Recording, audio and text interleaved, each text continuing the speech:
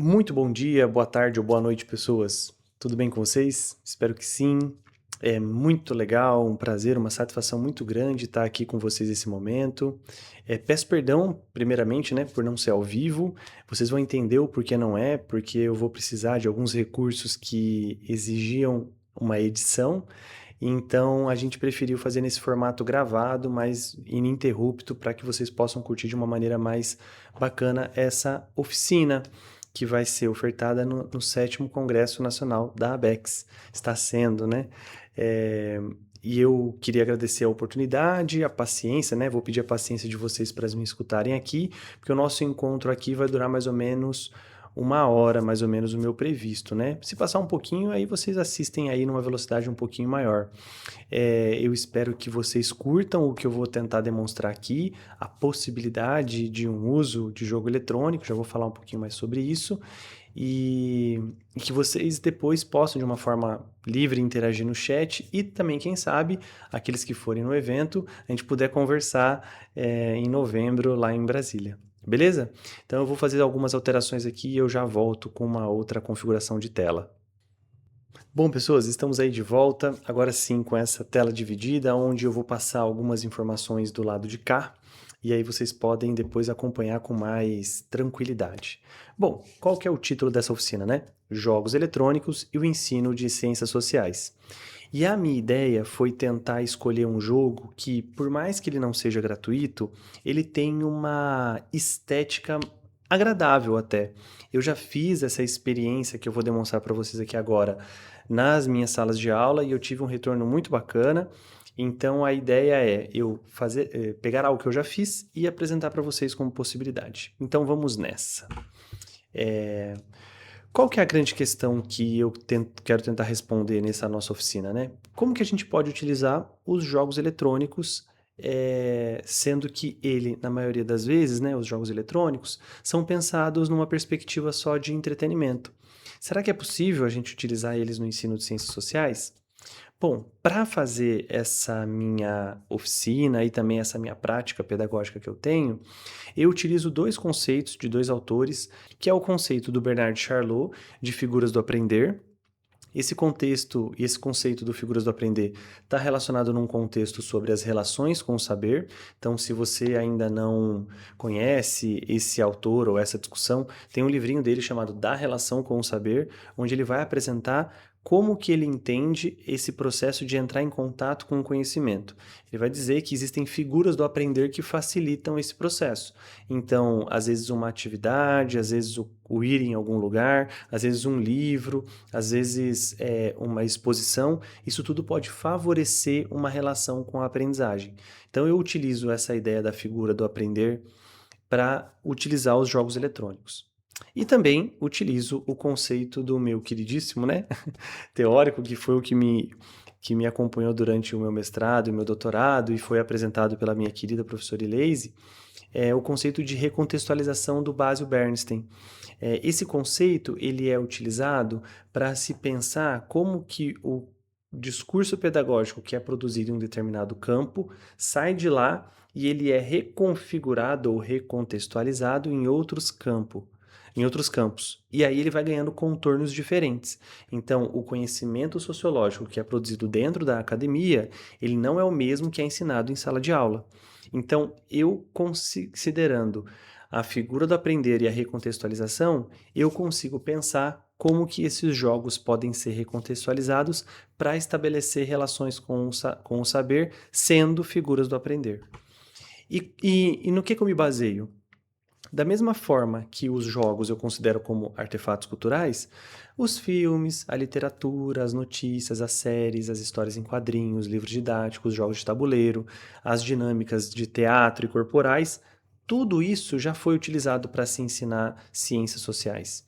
E por que que ainda não foi utilizado com tanto afinco os jogos eletrônicos? Tava uma lacuna aí. Talvez por conta da não familiaridade com o, os jogos em si, as plataformas, ou até o universo chamado de universo gamer, talvez não seja aquele mais fácil de você decifrar. Então, talvez tudo isso tenha sido um impeditivo de ainda a gente não ter feito pesquisas nesse sentido. Então, a minha ideia é apresentar a possibilidade disso acontecer. Então, para isso, vamos lá. Eu fiz um recorte, que foi a temática da sociologia das religiões, e o meu objeto de análise é o Cult of the Lamb. Então, a minha ideia é fazer uma conversa com vocês aqui, apresentando a perspectiva, da sociologia das religiões, e depois vocês vão perceber que vão aparecer cortes com eu jogando e apresentando para vocês o que eu acabei de explicar. Então, a dinâmica do que vocês vão ver daqui para frente é a seguinte: vou fazer uma exposição teórica sobre o autor, aí vocês vão, o vídeo vai fazer um corte, vocês vão ver eu jogando e explicando alguma coisa no jogo, e depois a gente volta pro autor seguinte. E já deixo vocês com tranquilidade, tá? Eu elaborei também um vídeo com cortes dos trechos do jogo para que vocês possam utilizar em dinâmicas na sala de aula de vocês, tá? Depois eu vou disponibilizar, vai estar no link aqui da descrição do vídeo, esse material para vocês poderem utilizar, beleza? Então vamos lá, né? Vamos começar com o conhecendo o jogo e depois a gente começa com o Emily Durkheim. Bom, o que é o Cult of the Lamb? É um jogo de plataforma 2D, no estilo chamado de roguelike, ou seja, quando você entra numa missão, as salas que você vai encontrar dali para frente, elas são geradas aleatoriamente, então nenhuma run, que é o que a gente chama, né, é igual. E aí, qual que é a ideia do jogo? Você controla o Lambert, que é um cordeiro, um carneiro, o último da espécie dele, que foi levado para ser decapitado, né, imolado, para servir de sacrifício de um ritual para uma antiga religião. Só que nesse processo, o Lambert morre e aí ele encontra um ser chamado Aquele que Espera, que ressuscita o Lambert, dando poder para ele, através da coroa vermelha, para que ele possa fazer um culto em nome desse novo Deus, para que ele ganhe força para combater os outros deuses. Então, no final das contas, qual que é a sua missão no jogo? Criar um culto, onde você é o Deus ou o sacerdote, fica um pouco meio confuso ali, né? Mas você é o Deus ou o sacerdote, não sacerdote, né? Mas o mediador dessa relação com esse Deus, para que esse ser, aquele que espera, possa ficar mais forte ainda, certo? O jogo ele vai abordar diversas dimensões da temática da sociologia das religiões que muitas vezes a gente tem dificuldade de trabalhar isso com os nossos estudantes, né? Então, talvez com essa nossa conversa aqui, isso possa ficar um pouco mais fácil de saber como que a gente vai fazer. Comecemos então com a teoria sociológica de Emily Durkheim. Então eu vou fazer aqui a abordagem dos 3 autores clássicos da sociologia, começando com Emily Durkheim, onde qual que é a grande questão do Durkheim? O ponto principal dele é essa dominação da consciência coletiva sobre a consciência individual. Então, aquelas nossas vontades íntimas, aquelas nossas interesses particulares, tudo isso é diminuído em prol ou pela força de uma consciência coletiva que vai abafar essas nossas realidades individuais. Então, ele tem até algumas expressões, né? Eu até coloquei aí no slide, né? Quando cumpro a minha tarefa, eu cumpro deveres que foram definidos fora de mim e de meus atos. Então, toda vez que eu faço algo cumprindo uma obrigação ou seguindo uma regra que não foi estabelecida por mim, mas foi construída por uma sociedade da qual eu faço parte. E aí, pensando nesse aspecto, dá para a gente considerar, o próprio Durkheim considera, que a vida religiosa também é exterior ao indivíduo e, portanto, por ela ser exterior ao indivíduo, ela está habitando uma outra dimensão dessa realidade, que é o social.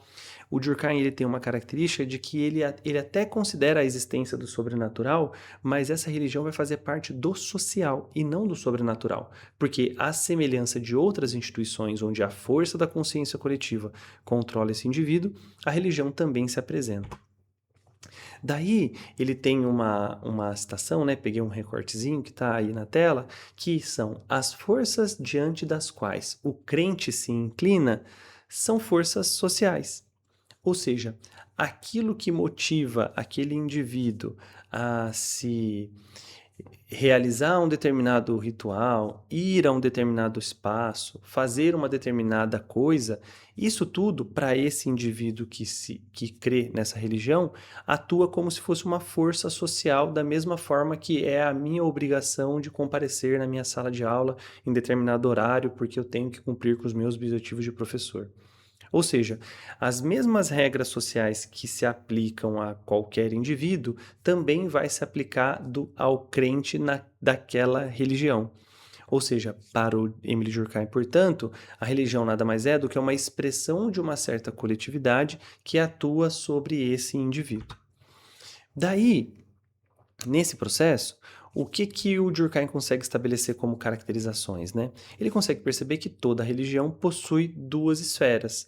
A esfera do sagrado, que é aquela esfera onde aquela coisa sagrada é colocada à parte de outros ambientes, e separado do profano, que é o domínio comum. Então você vai ter dentro de uma religião espaços que são considerados sagrados e que para ocupar esses espaços, haverá um conjunto de elementos, de regras, de fatos sociais que vão purificar esse ambiente para que você consiga acessá-lo. Da mesma forma, o ambiente profano vai ser onde aqueles aspectos não acontecem e, portanto, existe muita impureza ou não está santificado o suficiente para ocupar aquele espaço. E aí, o Durkheim tem uma expressão muito curiosa. Ele vai dizer que o sagrado e o mana se sobrepõem, né? Mana seria essa força sobrenatural, ou essa qualidade superior que um objeto sagrado tem. Mas a grande questão ele vai dizer que isso só existe por conta de um julgamento coletivo. De novo, aquela ideia que o Emile Durkheim reforça de que a religião ela é a expressão de uma certa coletividade que atua sobre o indivíduo. Nesse sentido, como que a gente pode perceber o Emile Durkheim no jogo? A grande questão é que o Lambert ele não é só o Deus, ou não é só o mediador. O Lambert também é aquele que vai resgatar os fiéis, converter os fiéis, ordenar para mandar eles ordenar algumas ações e cuidar desses fiéis.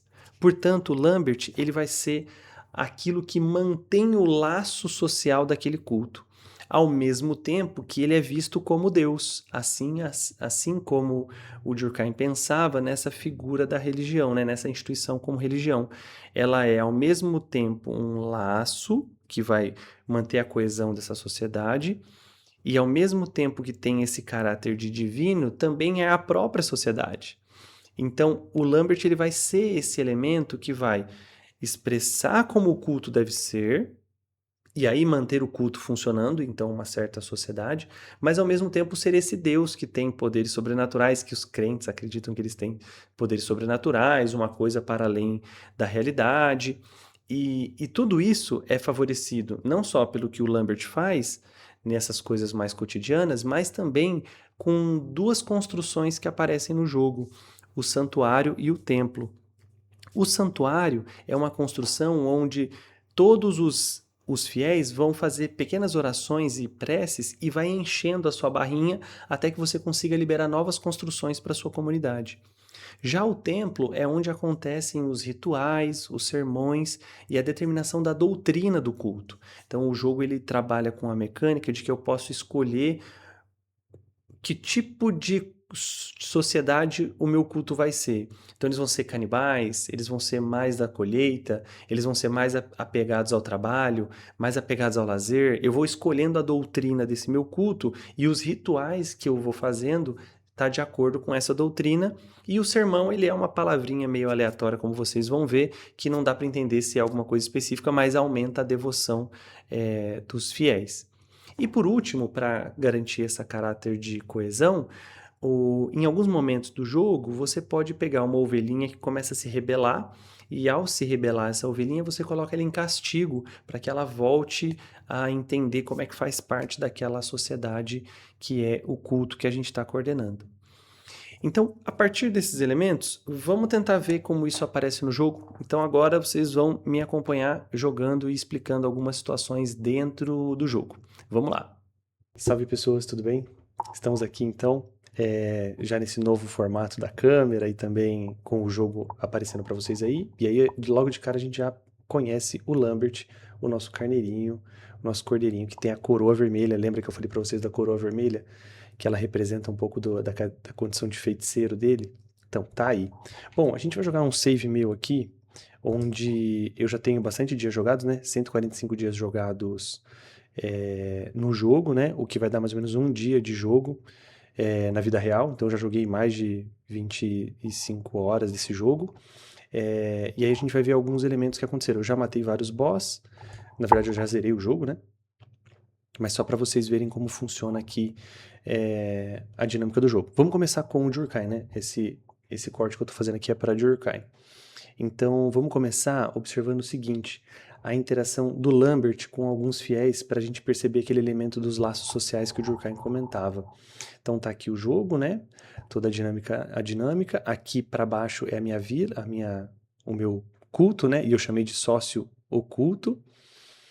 E aí aqui a gente tem alguns elementos, né? Então, por exemplo, ó, aqui a gente já viu um bichinho doente, e ele espera que eu possa fazer essas ações, né? Cobrar o dízimo dele, eu posso inspirar, e aí quando eu inspiro, eu ganho devoção, eu posso falar para ele encontrar uma refeição, encontrar uma bebida, oferecer um presente para ele, mandar ele para a prisão e beijar um cônjuge, né? Porque nesse caso, esse daqui é o boss, é aquele que espera, e no caso eu casei com ele no jogo, e aí eu posso beijá-lo. Mas vou inspirar para vocês ver o que acontece, ó.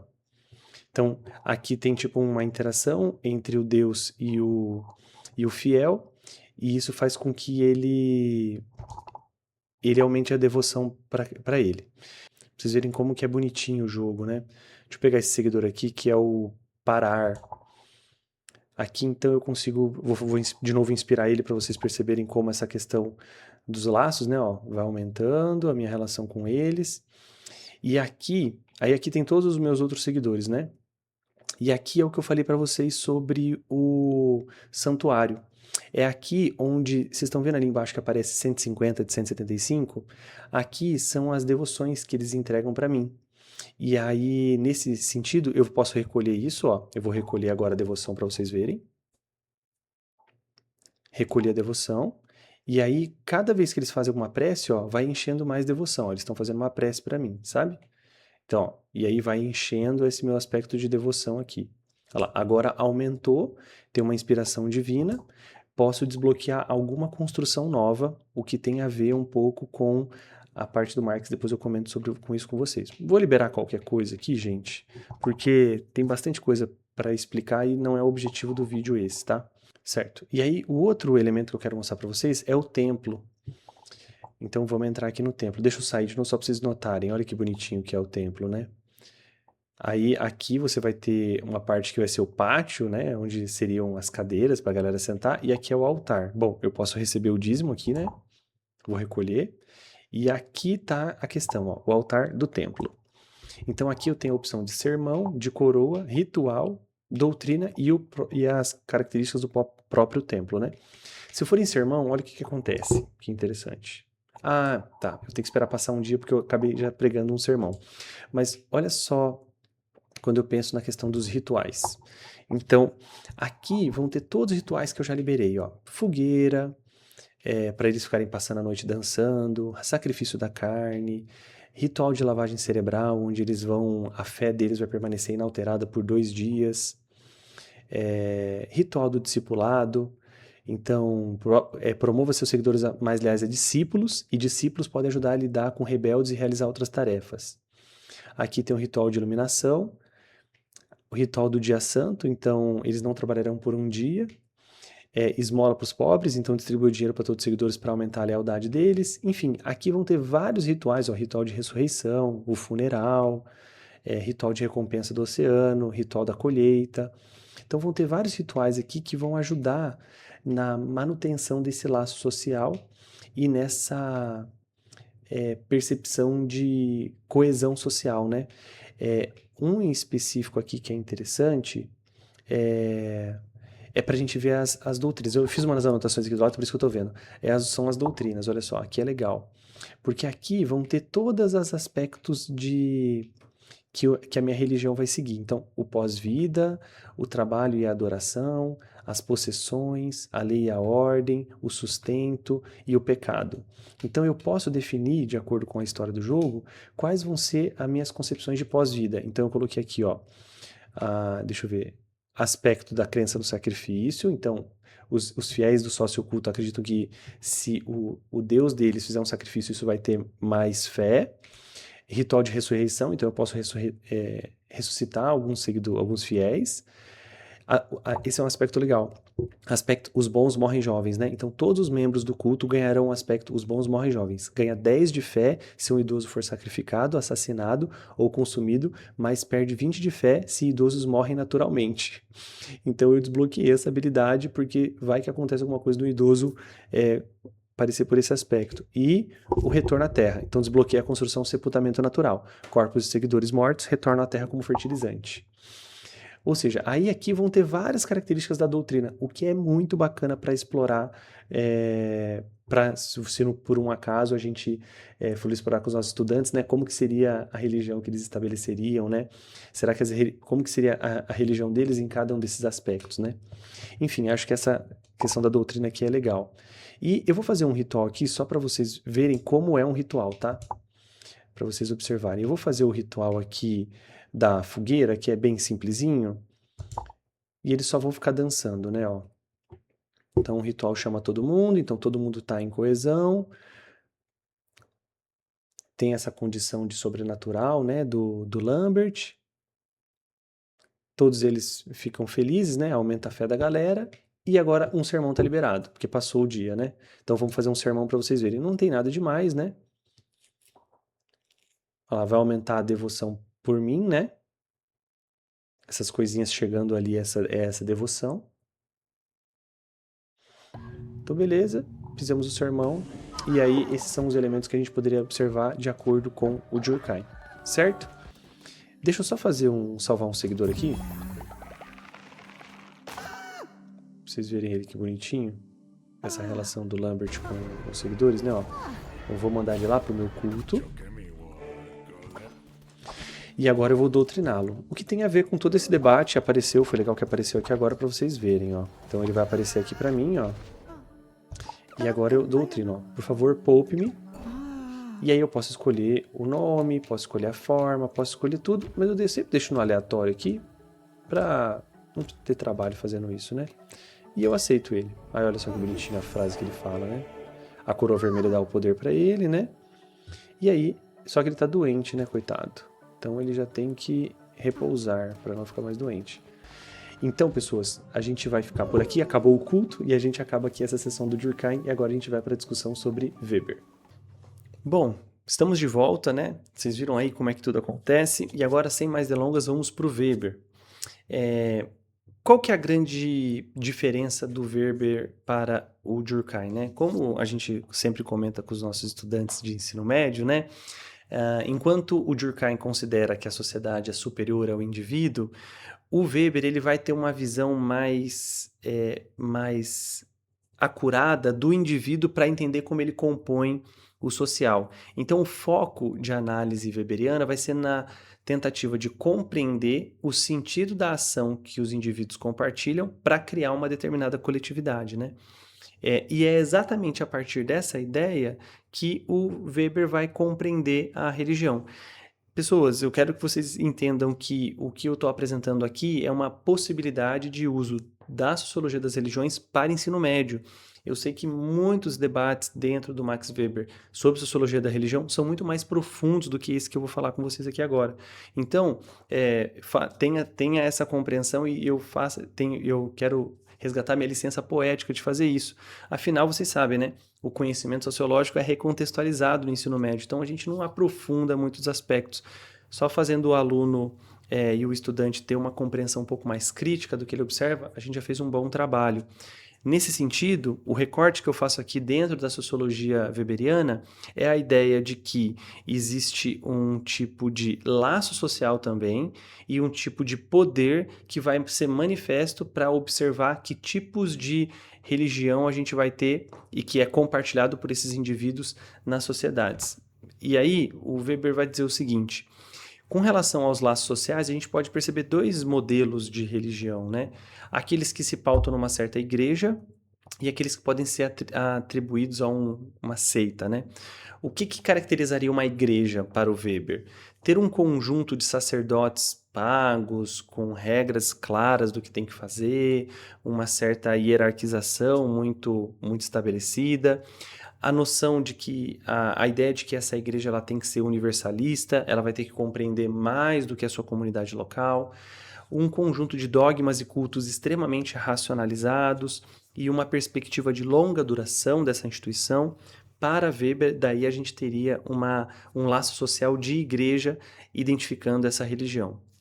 Diferente disso, seria o laço social de seita, onde você vai ter pessoas que são qualificadas, só são aceitas as pessoas qualificadas, a comunhão ela é mais restrita a um grupo menor, você tem uma fronteira que determina com muito mais rigorosidade o dentro e o fora, e aqueles que são considerados impuros são excluídos dessa seita.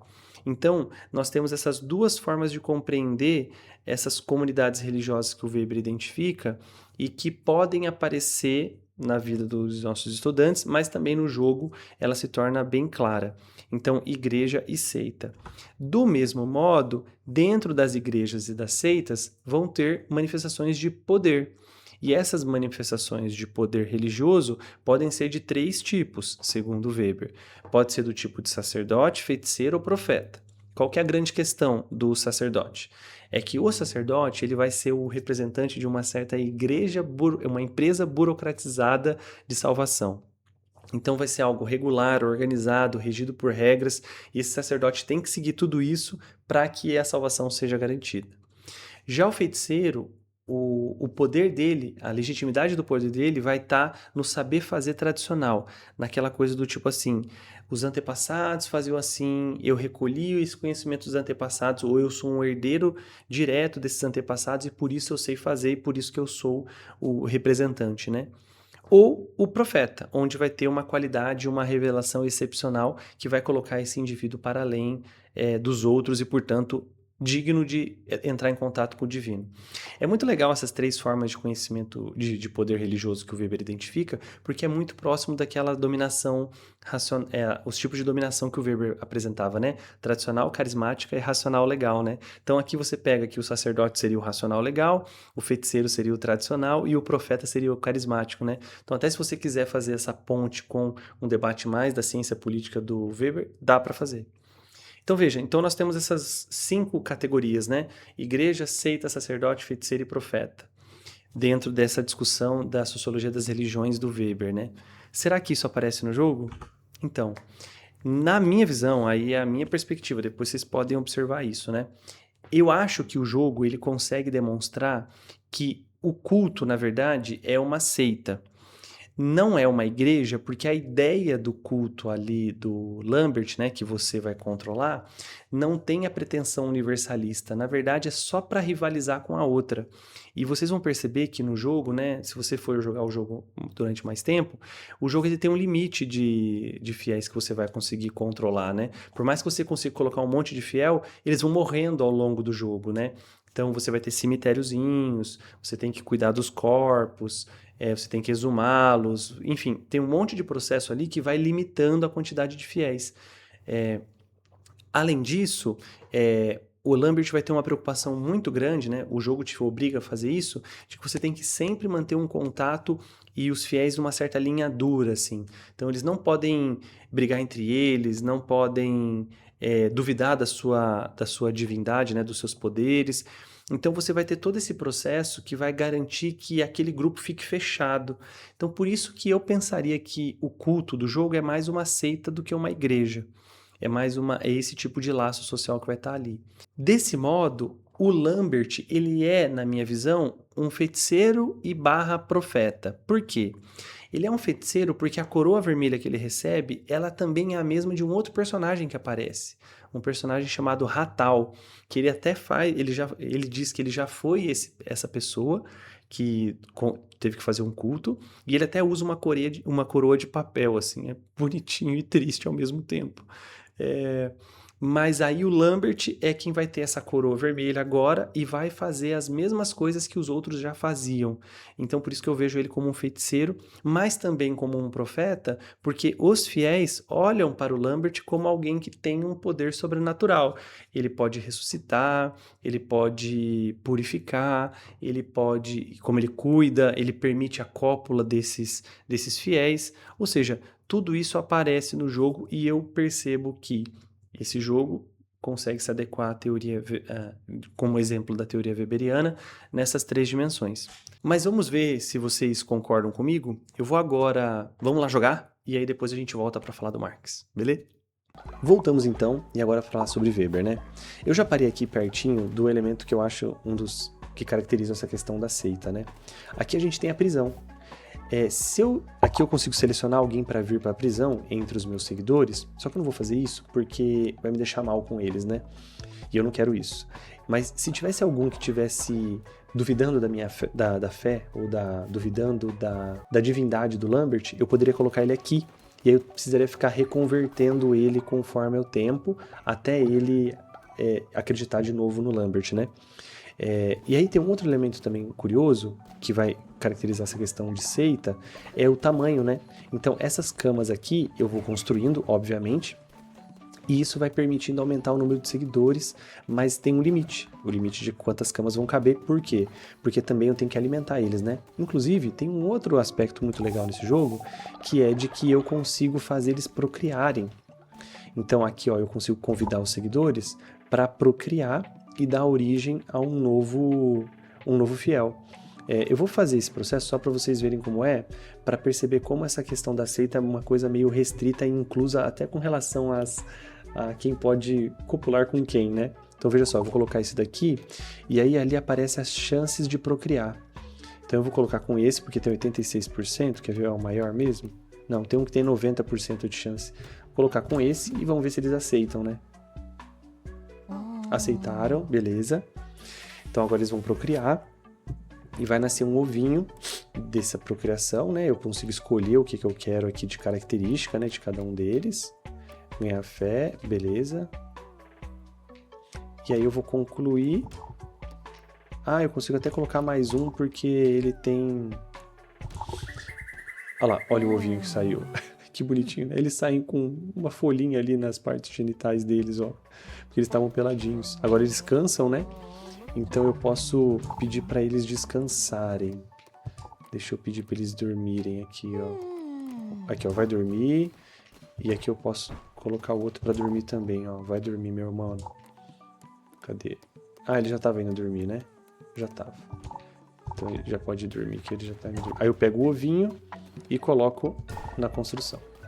Pronto. Aí agora eu tenho que cuidar desse ovinho, né? E aqui já é um bebezinho um pouquinho maior. E aí, inclusive eu consigo afeiçoar essa criancinha, porque daqui a pouco ele vai se tornar um fiel adulto, né? Para fazer parte da minha seita, né?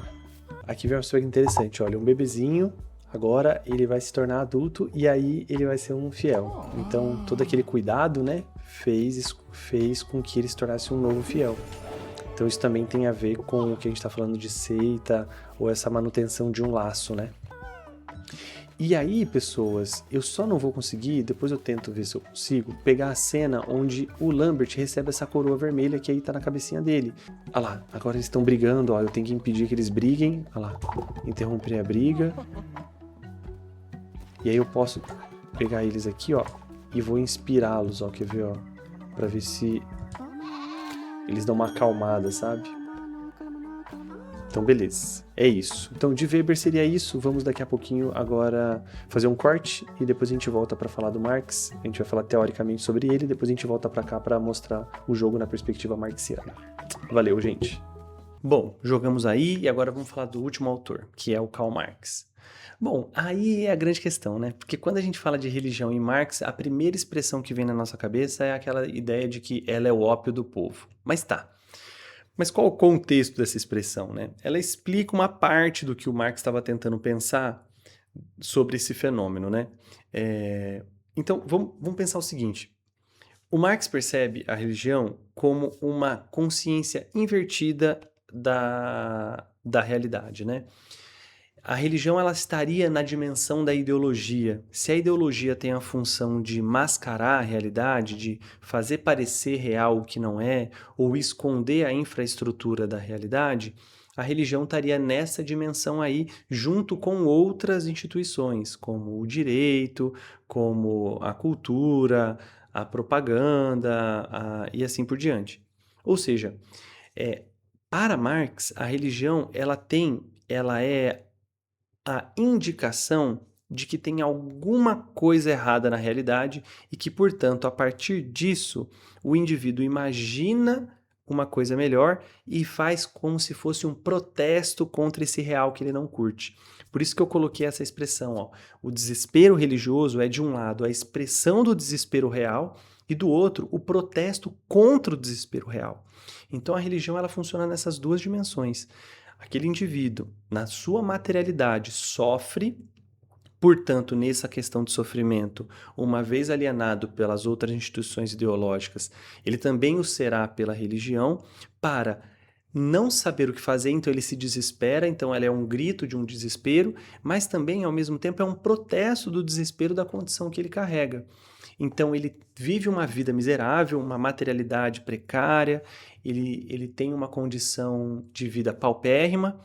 Então, a única esperança que esse indivíduo percebe, por conta do processo de alienação e falta de consciência de classe, é negar esse mundo através de uma outra coisa para além desse mundo. E isso indica não só o problema desse mundo, mas também uma revolta que esse indivíduo apresenta. Então, essa dialética, como a própria metodologia marxiana vai nos ensinar, é o que aparece nessa expressão que o Marx utiliza, que é o ópio do povo.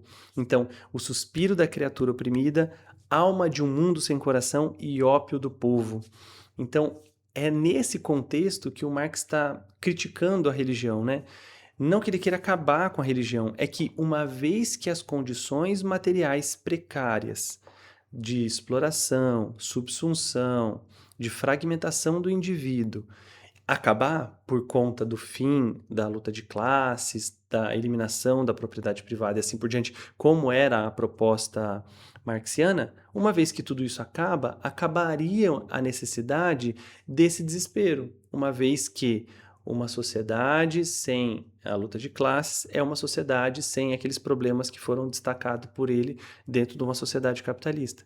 Ou seja, para Marx, portanto, não é que ele é contra a religião, é que ela é grito de um desespero que, para ele, não seria por esse caminho que esse desespero acabaria, mas sim pela consciência de classe. Então é nesse contexto que o Marx vai tentar explorar essa dimensão da religião e que, portanto, tem um contato muito direto com a materialidade. Então é a materialidade do real, a concretude do real, né? Que vai dizer como essa religião vai se manifestar. Portanto, é nesse ponto que eu acho que o jogo ele também é muito legal para apresentar, porque o Lambert ele não é só Deus, ele também tem que manter a galera viva. Então o jogo tem fazenda que ele tem que cuidar, o jogo tem que cuidar quando eles ficam doentes, o jogo tem que dar um certo tipo de cuidado próximo. O sermão existem doutrinas para manter o trabalho mais forte. Ele tem que ter mina de exploração de madeira, de pedras. Quando o Lambert vai para suas runs, que é a sua caçada por recurso, ele vai procurar comida, vai procurar tecido, ele vai procurar pedras preciosas. Tudo isso é o Lambert que tem que fazer. Ou seja, então aqueles fiéis vão olhar para aquela figura que eles consideram como Deus, mas esse Deus está botando a mão na massa, mano. É ele que garante a materialidade da parada. Do contrário, aquele culto não existiria. Então, além da fé, além desses cordeiros aí, desses serizinhos estarem desamparados por conta de situações que acontecem ao longo do jogo, né? Alguns deles você resgata depois que a vila deles foi destruída, de que ele não tem mais o que comer, então você vai lá, resgata esse bichinho, e aí ele faz parte do seu culto, e aí você tem que fazer isso para ele. Isso demonstra essa materialidade da fé ou da religião. Você tem que mantê-los vivos para que eles continuem acreditando em você. Então, eu acho que a gente consegue apresentar isso em algumas cenas aí do jogo, e a gente vai fazer isso agora. Vamos lá. Voltamos aqui então, e agora apareceu uma informação muito curiosa, né? Seus seguidores estão morrendo de fome. E aí isso entra certinho com relação ao Marx. Então aqui é a cozinha, deixa eu fazer alimentos. Ó. Então aqui eu tenho os alimentos que eu posso fazer para eles e o quanto vai encher a barriguinha deles. Ó. Ali no lado direito vai ter essa informação. Então eu vou tentar pegar o que é mais nutritivo para eles, né? Esse daqui, Banquete Poderoso, é bem nutritivo. Esse daqui também é nutritivo, mas tem 5% de chance de causar diarreia. Posso fazer esse daqui, bem nutritivo também. Vou fazer uns 12. Beleza, e agora vamos cozinhar, cadê? É isso. E aí vai vir um cozinheirozinho aqui, ó, pra fazer comida pra galera. E tem alguém reclamando alguma coisa aqui, hein? Bom, enfim, aí a galera tá reclamando que tá com fome, o cozinheiro já tá começando a fazer o papazinho da galera, ó, tá vendo? E aí pra fazer o rango da galera, precisa ter elementos, né? Comida. Então, olha só. Aí, o jogo, ele nos obriga a ter uma fazenda. Olha só a minha fazenda. Aqui tem vários elementos, então tem as sementes que eu preciso, aqui tem os fertilizantes que eu posso utilizar no campo, aqui tem as sementes, né, o que eu plantei, né, o que eu plantei, o que estou colhendo, então cogumelo serve para fazer comida, as florzinhas aqui servem para fazer comida também, tudo aqui é comestível para os bichinhos, para os seguidores, né? E tudo isso é importante para manter eles vivos, né? Eu quero manter meus seguidores vivos. Lembra da questão material que o Marx falava, né? Aí não só esses alimentos aqui, como também existe os recursos tipo madeira. Ó. Então aqui eles estão coletando madeira, aqui eles já coletaram toda a pedra necessária. Né? Agora eu consigo consertar, legal. E aí aqui eles estão coletando toda a pedra necessária, né? E ali toda a madeira. Então isso vai fazer com que a minha seita, né? Ou, na verdade, o meu culto sempre tenha recursos aqui.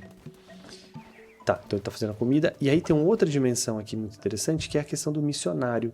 Então, por conta de buscar manter a materialidade dos nossos fiéis, tem a dinâmica de você mandar eles procurarem isso em missões, procurando sobre alguns elementos, né? Seja madeira, pedra, carne, assim por diante. E aí tem a quantidade de porcentagem que eles podem obter. O mais difícil de pegar aqui é carne, né? Então, sempre que tem um seguidor que tem bastante chance de pegar carne, eu mando ele. Então, por exemplo, ó, esse aqui tem bastante chance, 94% de trazer carne. Então, eu vou mandar ele. Aí ele pega a mochilinha dele, ó, e ele parte na missão. Olha que bonitinho.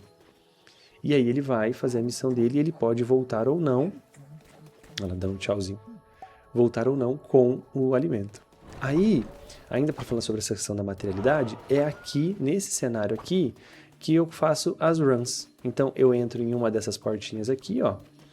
E essas portinhas aqui vão me levar para fazer alguma corrida, que é nada mais, nada menos do que o processo de obter recurso.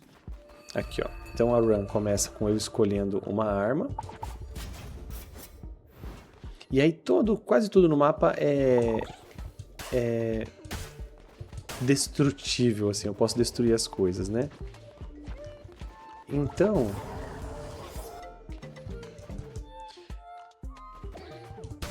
e aí eu vou quebrando os elementos aqui, né? Os inimigos vão aparecendo no mapa, até eu chegar no chefão, e aí tudo que eu faço aqui, eu tô pegando algum tipo de recurso, moeda, grama, tudo aquilo que precisa para manter o meu culto funcionando, né? Como eu já tô no endgame, então meu boneco tá levemente forte. Então tem bastante coisa aqui que vai ser fácil de passar. E que não é necessariamente, tá? Nem um pouco, assim. Tem partes bem difíceis que se você não fizer uma configuração certa ou não pegar uma arma certa, vai ficar bem difícil de garantir a materialidade do nosso culto, tá? Eu já sofri várias vezes aqui com relação a falta de comida, falta de alimento. Ixi, já tive vários perrengues assim que meu culto passou. Eu não vou ficar fazendo toda a run aqui, porque não é o interesse da live vocês assistirem todo o jogo, mas o que importa é vocês entenderem como funciona, tá? Então, eu vou fazer um corte e depois eu volto lá para nosso culto, tá?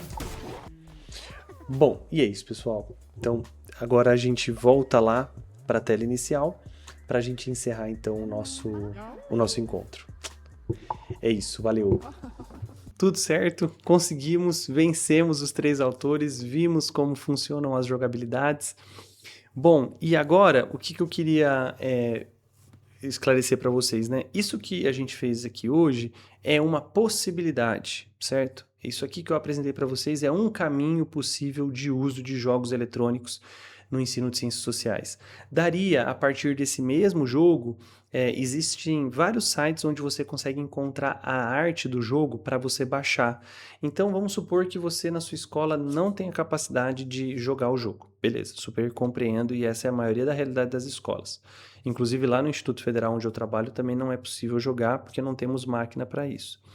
Mas e se também não for possível projetar o jogo, você pode explicar para os alunos, contar uma história. A gente sempre gostou de ouvir história, né?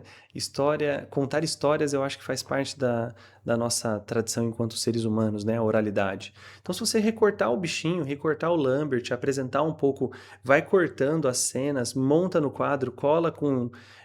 Pega um papel, recorta, cola isso com fita crepe no quadro, vai montando a história, vai criando até uma possibilidade deles obterem recursos, fazendo uma simulação de uma run com eles no quadro, eu acho que isso já chamaria a atenção dos estudantes para compreender um pouco mais a sociologia. De novo, pessoas, o que eu espero aqui é que vocês percebam como que o jogo eletrônico pode ser a isca, pode ser a fisgadinha ali na relação com o saber positiva para a sociologia. Às vezes aquele estudante nunca pensou que sociologia podia ser legal, interessante ou utilizável na vida dele, mas através de um jogo eletrônico, de uma conversa ali sobre um jogo, de um cordeirinho, isso pode fisgar e virar a chave para esse estudante começar a se interessar pela imaginação sociológica, né?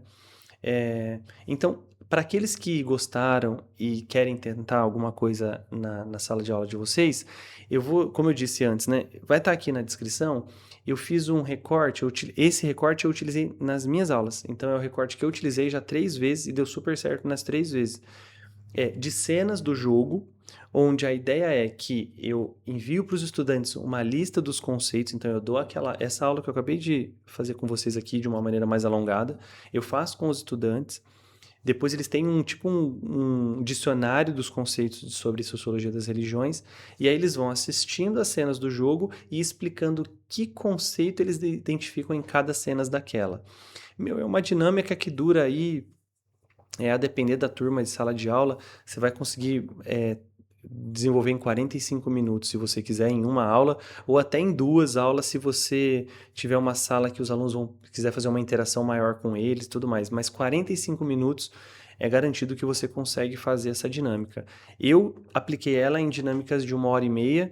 Alguns alunos conseguiram terminar antes, obviamente, né? Alguns são mais rapidinhos, mas outros são mais demorados e em 1 hora e meia eu consegui. Então, 2 aulas eu consegui trabalhar essa dinâmica. E aí, pessoas, a gente está aberto para pensar em diversos modelos possíveis, tá? Eu vou também deixar na descrição aqui do vídeo um site que eu estou elaborando ainda, junto com a minha bolsista e um colega professor, que dá várias indicações de jogos.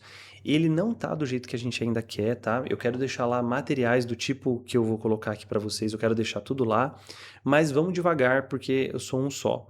Então, aí lá pelo menos você vai ter vários jogos que a gente já indicou e quais os temas que eles podem tratar, sinopse do jogo e link para você assistir o jogo no YouTube para saber se ele faz sentido ou não para a sua sala de aula. Então tem esse site que eu vou deixar disponível aqui para vocês.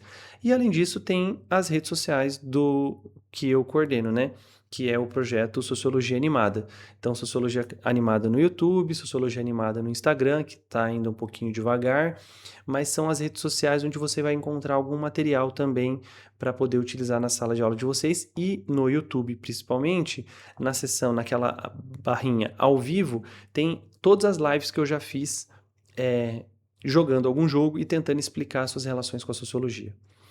Beleza, pessoas? Olha, eu espero que tenha sido proveitoso para vocês, espero que depois desse papo vocês se sintam esperançosos no fazer sociológico, que ele tenha aberto uma boa relação com o saber com vocês também, e que essa minha fala com vocês e essa demonstração talvez sirva para outras experiências que você pode ter com outras figuras do aprender. Então, eu faço um jogo eletrônico, outras pessoas fazem com outras ferramentas, com outros artefatos, e eu acho que tudo isso é válido para a gente estabelecer uma sociologia que signifique e que transforme a vida dos nossos estudantes para uma percepção mais crítica e transformadora da realidade deles e da nossa também enquanto sociedade.